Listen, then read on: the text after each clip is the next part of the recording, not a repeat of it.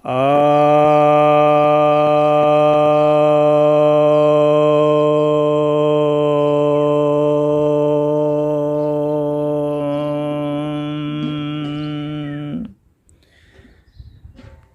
आज मैं आपको लहसुन के विषय में कुछ बतलाने जा रहा हूँ। आयुर्वेदिक गुण उसके क्या हैं। लहसुन तो सभी के घरों में प्रयोग होता है और युगों युगों से लोकप्रिय रहा है और विश्व के सभी देशों में लोकप्रिय रहा है। तो आज आपको उसी लहसुन के विषय में कुछ उपयोग बतलाने जा रहा हूँ। आप में से बहुत लोग जानते भी होंगे कुछ उपयोग, कुछ और विस्तार से थोड़ा बतला देना चाहता हूँ। तो पहले लहसुन को देख लीजिए।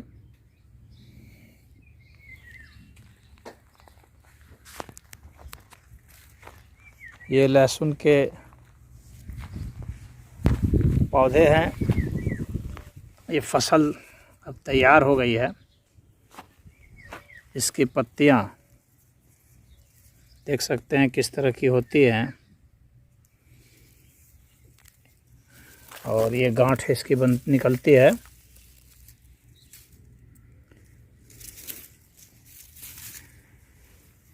इसमें जवे होते हैं, उसको निकाल के सेवन करते हैं और पत्तियों का भी सेवन किया जाता है।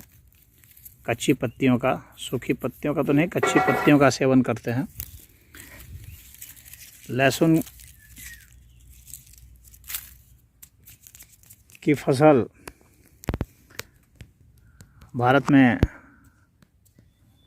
बहुत अच्छी मात्रा में होती है। यह तासीर से गर्म होता है और चरपरा होता है।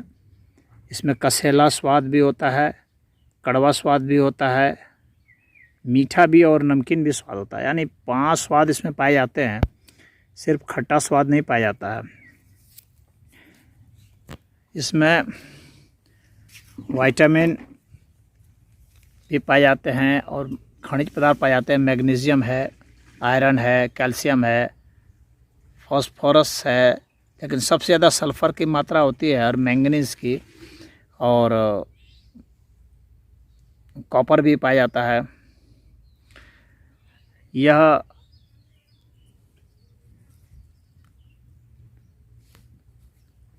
कई प्रकार के रोगों में काम आता है, लेकिन पहले इसके कुछ संस्कृत में बता दें कि इसका नाम जो है अशोभक है और बोटेनिकल नाम जो है वह एलियम सटाइवम है। तो यह प्याज के ही उसी के इर्द गिर्द है, ये उसी के परिवार का है यह सदस्य। और देखिए यह जो है, इसकी गांठें देखी होंगी आपने, लेकिन अब यहाँ देखिए यह फल रहा है। ये देखिए इसमें इसके डंठल में लगा है, यह फल रहा है। इसको भी प्रयोग में लिया जा सकता है। तो इसकी गांठों को प्रयोग में लिया जा सकता है और इसके फल को भी प्रयोग में लिया जा सकता है और इसके पत्तियों का भी प्रयोग किया जा सकता है। ये काफ़ी तीक्ष्ण होता है, इसमें गंध बहुत ज़्यादा होता है सल्फ़र के कारण। तो सल्फ़र के एलील इसमें पाए जाते हैं और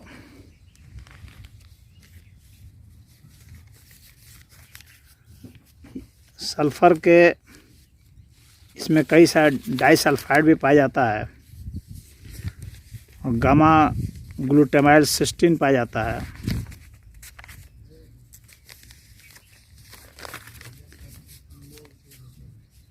और एस एलिल सिस्टीन पाया जाता है। डाई एलिल डाइसल्फाइड पाया जाता है। ये एंटीऑक्सीडेंट, एंटी माइक्रोबियल और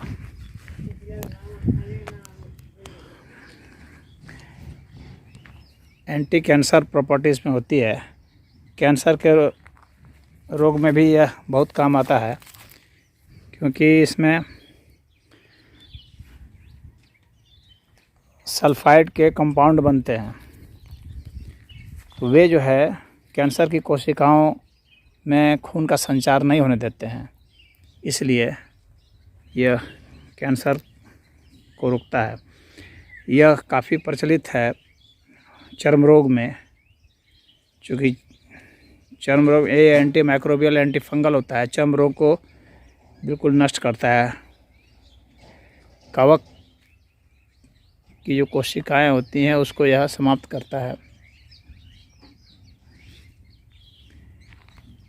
दाद है, खाज है, खुजली है, उसमें इसको प्रयोग करते हैं। तो इसको खाते भी हैं, 2-3 जवा लहसुन खा सकते हैं अधिक से अधिक जाड़े के दिनों में। गर्मी के दिनों में कम खाते हैं क्योंकि गर्म तासीर होती है, 1 जवा ही खा सकते हैं। और इसके सरसों के तेल में इसे पका देते हैं। तो सरसों के तेल में इसे जब पका देंगे तो यह जो है चर्म रोग में बहुत कारगर हो जाएगा। यदि इसके साथ चक्रमर्द अगर लगा दें और तुलसी के पत्ते को भी लगा दें तो इसकी गुणवत्ता और बढ़ जाएगी। और देवदार भी अगर उसमें डाल देते हैं तो बहुत अच्छा काम करता है चर्म रोगों में। कुष्ठ रोगों में भी यह काम कर जाता है अन्य औषधियों के साथ।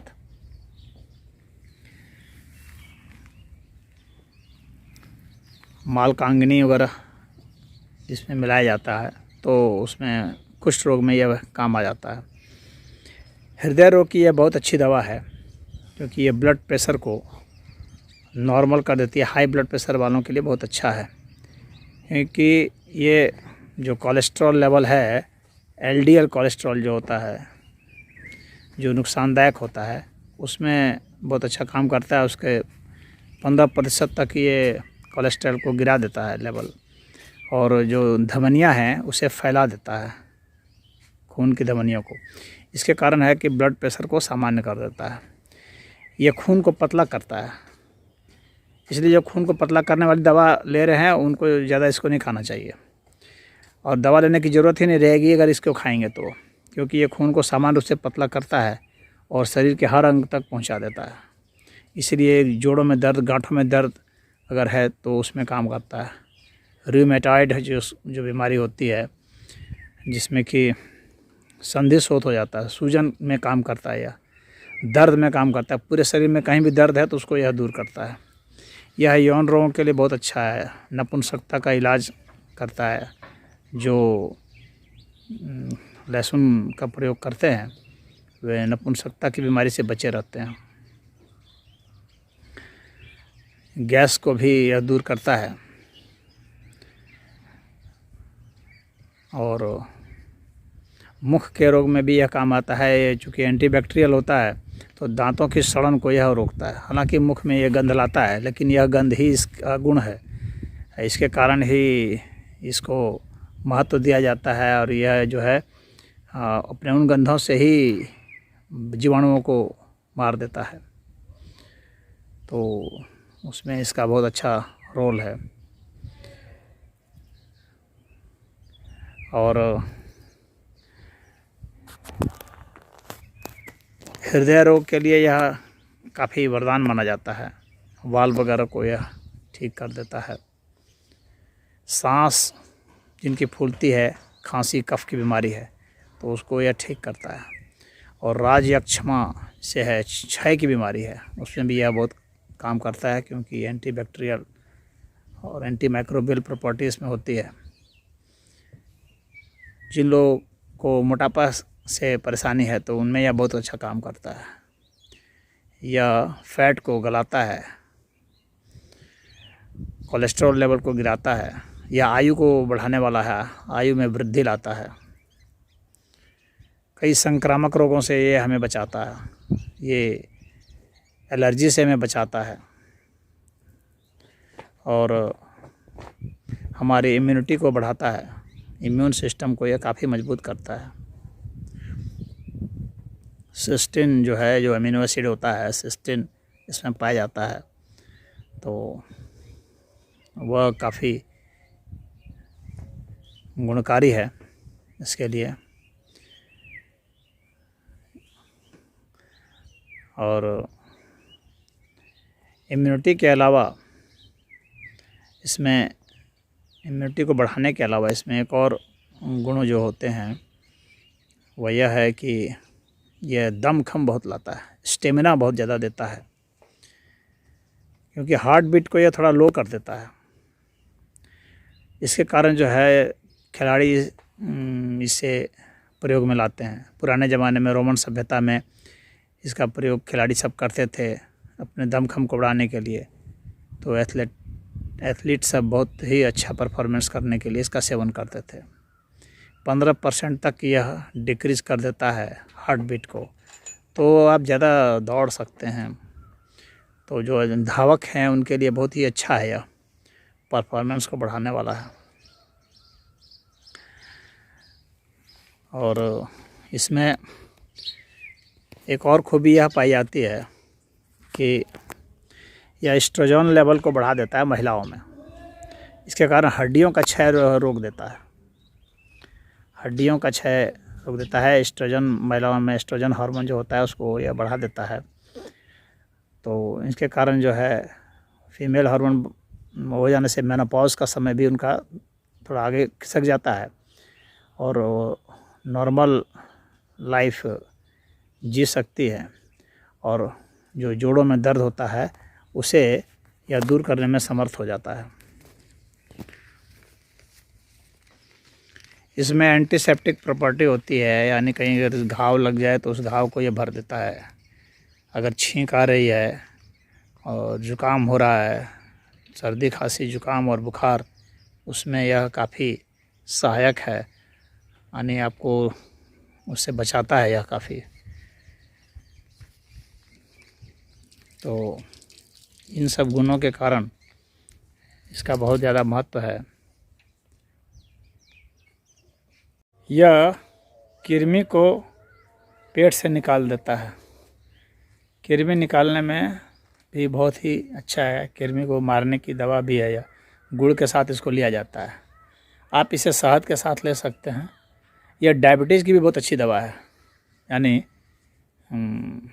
अगर शहद के साथ लेंगे तो डायबिटीज़ में भी काम आएगा यह। तो उसमें देखें यह कितना काम करेगा। अगर आप सुबह शाम दोनों टाइम लेंगे खाली पेट तो बहुत अच्छा काम करेगा। और सदाबहार के साथ लेंगे, शहद है सदाबहार का, फूल का रस या पत्ते का रस, तो डायबिटीज़ में बहुत ही काम आएगा यह। आपको इसमें यह भी ध्यान रखना है कि यह लहसुन ख़तरनाक भी होता है गर्मी में ज़्यादा सेवन करने से, क्योंकि शरीर में गर्मी पैदा कर देता है और चकत्ते भी निकल सकते हैं और पेट में अल्सर भी हो सकता है। और जिन लोगों को खून जाने की परेशानी है, जैसे खूनी बवासीर है या नक्सीर है, तो ये खून बहाता है बहुत तेज़, ये ध्यान रखना है।